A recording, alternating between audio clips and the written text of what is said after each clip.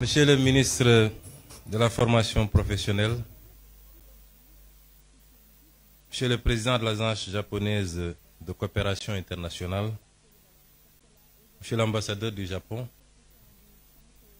Mesdames, Messieurs les représentants des missions diplomatiques, Monsieur le représentant résident de l'Agence japonaise de coopération internationale, Monsieur le Président du Conseil d'administration du Centre de formation professionnelle technique Sénégal-Japon, Mesdames, Messieurs les directeurs généraux, les directeurs nationaux et directeurs de société, Mesdames, Messieurs les représentants des organisations patronales et des travailleurs, Monsieur le directeur du Centre de formation professionnelle et technique Sénégal-Japon, Mesdames, Messieurs les membres du corps enseignant et du personnel administratif, chers élèves et étudiants, Mesdames, Messieurs, je suis venu aujourd'hui représenter Son Excellence, Monsieur le Président de la République, à cette cérémonie. Hier déjà, le Président de la République avait reçu Monsieur le Président de la JICA et Monsieur l'ambassadeur du Japon. Et aujourd'hui, il me délègue de le représenter à cette cérémonie. Cela atteste de l'importance que le gouvernement du Sénégal, et en premier le Président de la République, accorde à la formation professionnelle, mais plus singulièrement à cette institution importante qu'est le Centre de formation professionnelle technique Sénégal-Japon.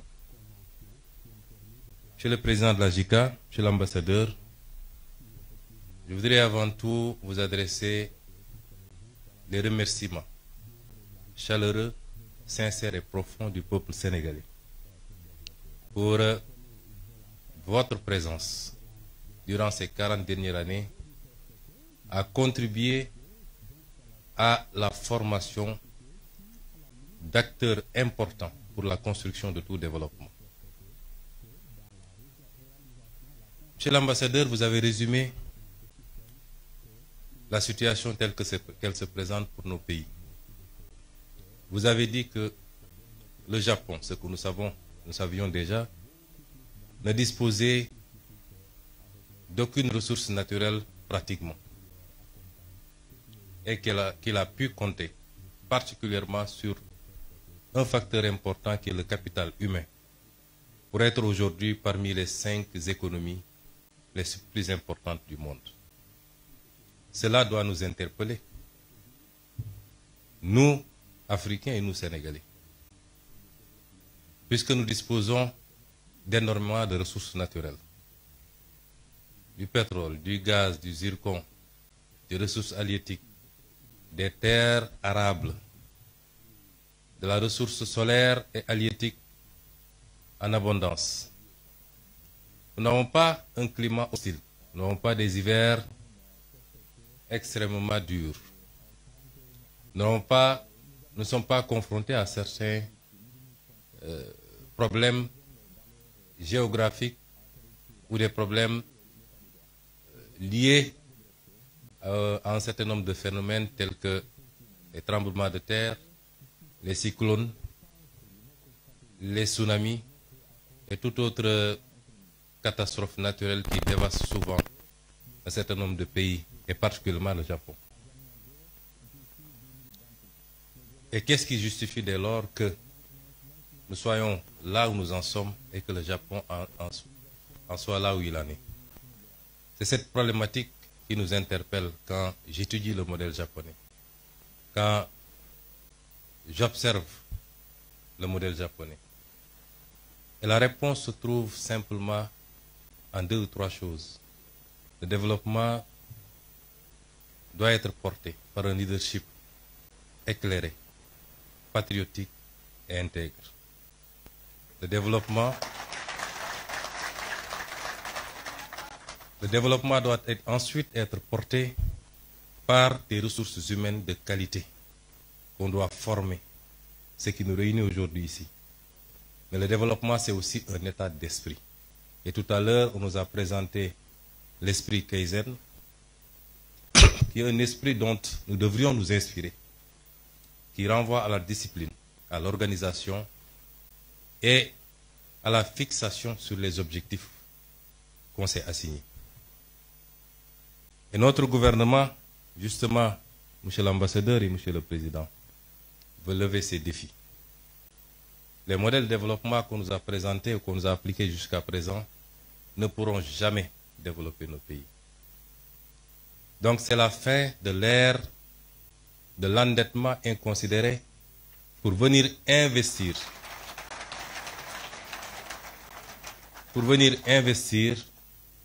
dans des projets qui n'ont aucun rapport avec la construction d'un développement endogène et souverain.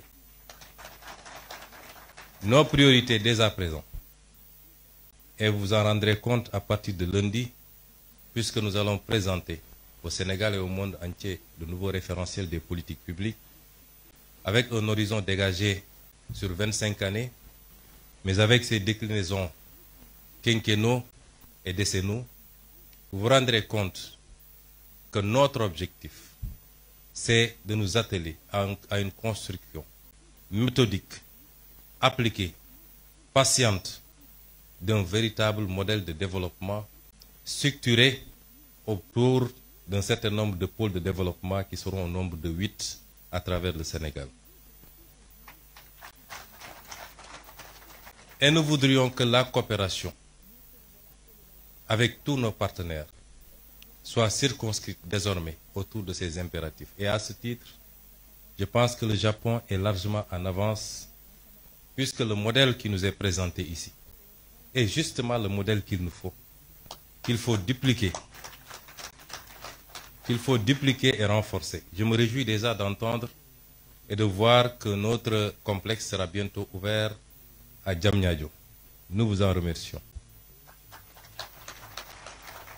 Mais il est souhaitable, toujours avec la coopération japonaise, que nous puissions ouvrir autant de complexes, à défaut de le faire dans toutes les régions, du moins dans les 8 pôles de développement, pour accroître la chance de tous les Sénégalais, les jeunes Sénégalais, de pouvoir bénéficier d'une formation de qualité chez eux et de pouvoir contribuer localement à construire le développement endogène au niveau local, d'abord au niveau des pôles, puisque c'est la somme des résultats obtenus en mettant en compétition les 8 pôles qui nous permettront d'avoir un résultat appréciable au niveau national.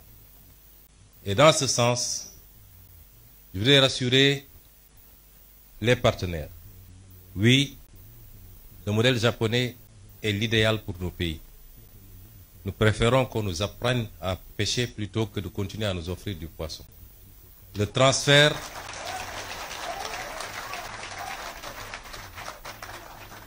de technologie par la formation qualitative. Tout à l'heure, nous avons visité les ateliers et nous sommes rendus compte que déjà, beaucoup de choses peuvent être usinées ici et produire la même qualité qu'ailleurs, avec l'aide et avec la coopération du Japon. Le transfert de technologie par la formation, mais également par l'accompagnement dans la mise en place des outils, et ce dont nous avons besoin désormais. Et c'est pourquoi j'engage le gouvernement du Sénégal, nous l'avons dit lors du dernier Conseil des ministres, que nous allons renforcer l'implication du gouvernement du Sénégal sur le plan financier, sur le plan de l'accompagnement à tout point de vue, pour booster la formation professionnelle. Et cela interpelle également notre système éducatif. Je voudrais dire aux jeunes que la formation universitaire est importante, certes, mais elle ne doit pas construire une sorte de panacée. Tout le monde ne peut pas être universitaire. Dans les pays les plus développés, parmi lesquels le Japon, la Suisse et beaucoup d'autres pays que nous avons visités, très tôt, une bonne partie des ressources jeunes sont orientées vers la formation professionnelle, qui est la seule formation qui ouvre droit directement à un emploi, à une opérationnalité. On peut faire 10 ans à l'université et quand on vous met dans une position de travail, vous avez besoin encore d'être formé et formaté pour pouvoir être opérationnel. Et le pays a besoin de beaucoup plus de techniciens, de scientifiques, dans tous les domaines.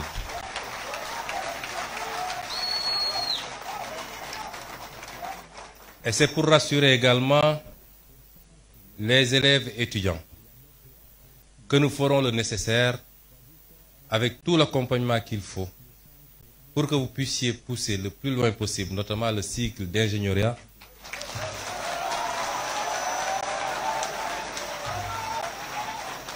et cela dans les plus brefs délais.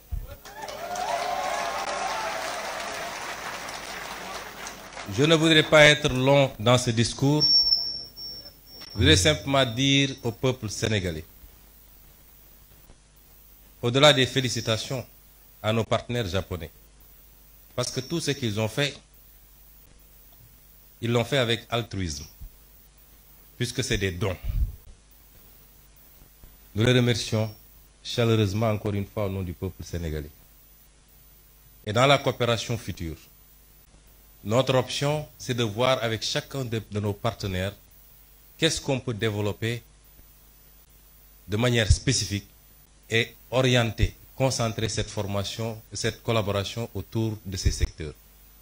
Et dans le domaine de la formation professionnelle, pour la technologie, les sciences de manière générale, le numérique, je crois qu'avec le Japon, nous avons de belles perspectives. Mais ce que je voulais dire au peuple sénégalais, pour conclure, c'est qu'un peuple ne se développe que par lui-même. Savez-vous que nous avons fait récemment un exercice de vérité pour dire aux Sénégalais ce qu'il en était. Certains ont crié au loup en disant que nous aurions dû mentir au peuple sénégalais pour éviter de nuire à l'image du Sénégal. Nous ne sommes pas dans cette relation avec le peuple sénégalais. La vérité sera dite, quelles qu'en soient les conséquences, mais pas pour nuire à l'image du Sénégal, pour lancer un message très fort au peuple sénégalais. C'est que ce qui nous a conduit à ces situations, c'est qu'on a souvent voulu se cacher derrière notre petit doigt et éviter d'affronter les réalités de face. Les modèles de développement qui ont marché ailleurs et qui sont pratiquement identiques compte tenu des réalités et des spécificités socioculturelles sont les mêmes qui développeront ce pays. Et ce modèle, c'est compter d'abord sur nous-mêmes. Notre note a été très légèrement dégradée. Nous attendions beaucoup plus. Pourquoi? Parce que même sur le plan international, les partenaires ont salué l'exercice de vérité. Mais si notre note a été dégradée après, notre développement ne dépend pas du financement international. Il dépend de nous, de nos capacités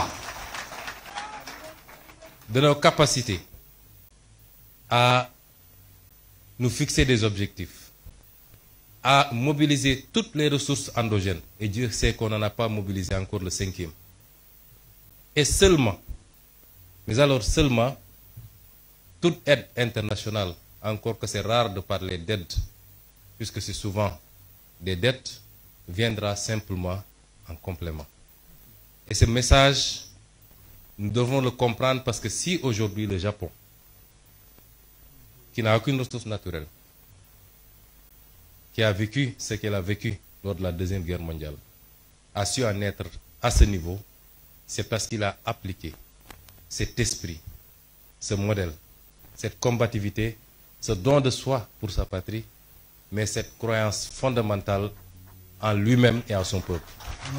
Je vous remercie de votre aimable attention.